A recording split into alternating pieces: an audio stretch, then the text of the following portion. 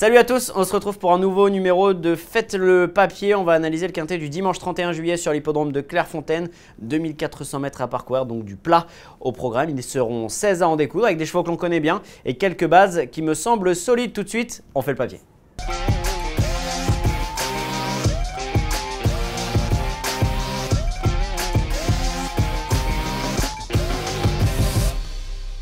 Avant de commencer, n'hésitez pas à nous suivre sur nos réseaux sociaux, également sur YouTube où vous pouvez retrouver tous nos contenus que vous pouvez évidemment liker et surtout commenter pour pourquoi pas échanger sous nos contenus. On débute le papier de cette épreuve, 16 partants donc avec… on va rentrer dans le vif du sujet. Mon favori, tout de suite, c'est le numéro 1, Pont Mirabeau, un cheval entraîné par Didier Guillemin, qui sera associé à Christiane Desmureaux, qui vient de s'imposer pour sa course de rentrée sur l'hippodrome de Bordeaux-le-Bouscat en dominant Chéir, en dominant Style d'Argent. La ligne était excellente. Ce jour-là, on va revoir cette course.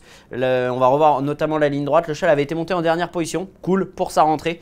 Il avait vraiment fait belle impression pour venir s'imposer aux dépens de Chéir qui était deuxième. Chéir qui est un cheval qui fait de super valeurs sur l'hippodrome du Bordeaux-le-Bouscat. Aller le chercher comme ça n'a pas été évident et Pont Mirabeau l'a fait de belle manière. Son jockey n'a pas été dur avec lui. En 40,5 de valeur, je pense qu'il a un quintet dans les jambes. La piste de Clairefontaine devrait lui plaire. J'y crois énormément à ce numéro 1, Pont Mirabeau que l'on va revoir sa fiche ici, que je vais placer donc en tête de mon pronostic. On ne va pas revoir la course, on va passer au numéro 2, Kings of Leon, un cheval que je n'ai pas retenu malgré sa grande régularité. C'est un cheval qui a évolué dans des plus petites catégories. Je trouve que sa valeur est un petit peu haute et je vais faire 100 dans mon pronostic. Le numéro 3, c'est Not So Silly qui vient d'être acquis à réclamer par Johan Bonnefoy, son nouvel entraîneur. Thomas Trullier sera son jockey, un cheval qui a vraiment réalisé une magnifique année à 2 ans. Depuis, ça s'est un petit peu compliqué. Je trouve que sa valeur est encore un petit peu haute et j'attendrai de le voir un petit peu baisser pour pourquoi pas lui faire confiance, même si il a retrouvé une bonne forme ces dernières semaines. Penclaude Jean Green, plus facile à regarder qu'à prononcer. Ce numéro 4, Penclaude Jean Green, un cheval entraîné par Bruno Audouin, à qui tout réussit actuellement. On l'a vu gagner un quintet avec Srifanello Green dernièrement. Tony Picon est en pleine forme. C'est un cheval qui ne cesse de repousser ses limites. Il vient encore de s'imposer sur l'hippodrome de Nantes avec 61,5 kg ce jour-là. Le lot n'avait rien à voir, même si Totem a quand même gagné un quintet plus sur l'hippodrome de Nantes.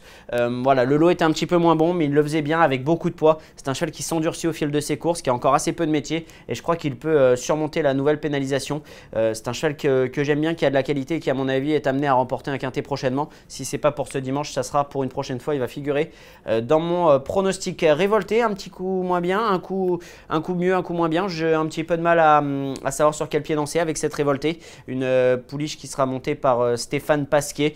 Voilà, je ne l'ai pas retenue, mais elle peut pourquoi pas faire partie des tickets parce que je trouve qu'à sa valeur qui est la sienne, elle doit être compétitive, même si elle m'a un petit peu laissé sur ma faim dernièrement, ce numéro 5. On poursuit avec le numéro 6, Blue Horizon, qui sera un petit peu ma botte secrète. Je pense que sa cote sera belle. Il vient d'effectuer une rentrée en Allemagne. Auparavant, il avait très bien fait, et notamment sur cette piste de Clairefontaine. Je remonte un petit peu dans le temps. Le 18 octobre dernier, c'était sur cette même piste de Clairefontaine et il s'imposait de belle manière avec Stéphane Pasquier qui était son jockey. La distance était plus longue. Pas d'inquiétude quant aux 2400 mètres à parcourir.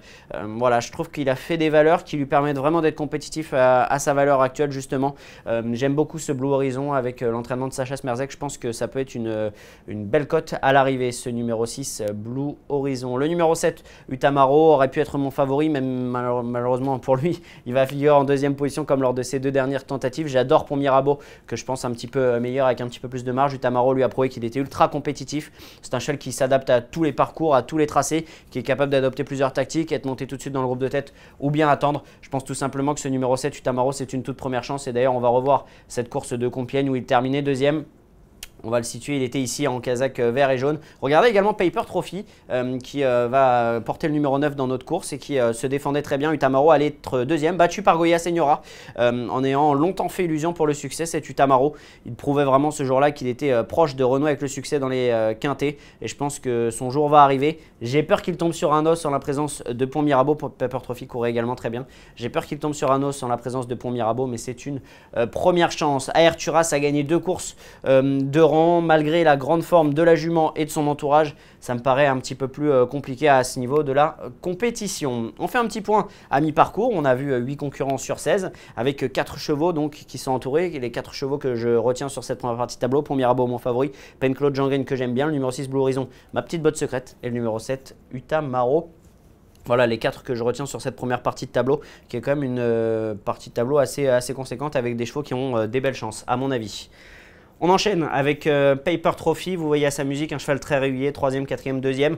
On l'a revu en course de référence face à mon numéro 7, Utamaro. On voit ici une autre course que je voulais vous montrer où elle terminait juste derrière Full Flow sur l'hippodrome de Saint-Cloud le 6 juin dernier. Ce jour-là, il avait vraiment très bien couru. Il était tout de suite allé dans le groupe de tête. Il était battu pour les toutes premières places à la fin, mais sa course était excellente. Je pense que sur ses dernières perfs, il a tout simplement une première chance à défendre avec Maxime Guyon. C'est une très belle chance. Le numéro 10, Trabuco, un cheval très estimé en début de carrière, qui a mis un petit peu de temps à retrouver la bonne carburation, pardon, c'est à présent fait. Théo Bachelot sera son partenaire en pleine forme. Théo Bachelot, le cheval vient de très bien courir sur l'hippodrome de Chantilly. Je pense tout simplement qu'il a une première chance à défendre. La dernière fois, c'était une deuxième épreuve, il était tout en haut, il est deuxième, c'est parfait. Il n'a pas pris de pénalisation et il a très bien couru. On va justement revoir cette course de référence. Vous voyez ici, cette casaque noire et rose. Il n'a pas forcément eu toutes ses aises au moment de l'accélération finale. Malgré tout, il va bien s'étendre pour aller chercher une très belle deuxième place ce jour-là, dominé par une pouliche entraînée par Carlos et Yann Lerner qui allait s'imposer, monté par Ronan Thomas. Et vraiment, Trabuco, il remontrait qu'il était ultra compétitif. Il portait du poids ce jour-là, il en aura un petit peu moins cette fois-ci. Franchement, je ne vois pas ce qu'il a contre lui. Il est capable d'adopter un petit peu toutes les tactiques lui aussi. C'est une très belle chance à mon avis. On va aller un petit peu plus vite avec Idéfix, que je pense un petit peu barré à ce niveau de la compétition. Elle est en belle forme, mais dans des lots un petit peu moins relevés. Je pense que là, face à une telle opposition, c'est compliqué pour ce numéro 11. Le numéro 12, Queen Lady, que l'on a vu gagner la course de référence que je viens de vous montrer à l'instant avec Trabuco. Elle a gagné 2 handicaps coup sur coup. La pénalisation a été forte. Le lot est plus relevé. Je pense que ça se complique pour cette Queen Lady qui malgré tout est une pouliche en pleine ascension et qui n'a peut-être pas fini de nous surprendre, mais je ne l'ai pas retenu dans ma combinaison. Le numéro 13 à présent c'est Quick Flash, confié à Michael Barzalona. Sa course dernièrement de retour sur le plat était plutôt bonne. Il était deuxième. Maintenant voilà, j'en ai préféré d'autres. Un cheval qui a un profil assez atypique, qui court en plat et en obstacle. C'est une chance également, d'autant plus avec Michael Barzalona, mais malheureusement je n'ai pas de place pour le retenir. Diana qui a affronté des lots dans le sud-est quand même un petit peu moins relevé. Là, je trouve que sa tâche se complique nettement dans les quintés plus. Le numéro 15, Full Flow, qui sera mon grand regret. J'ai longtemps hésité à la garder. Vous voyez, sa performance sont excellentes. Eric Libaud, ses pensionnaires sont en très grande forme. Voilà, maintenant, c'était soit 7e, soit 8e.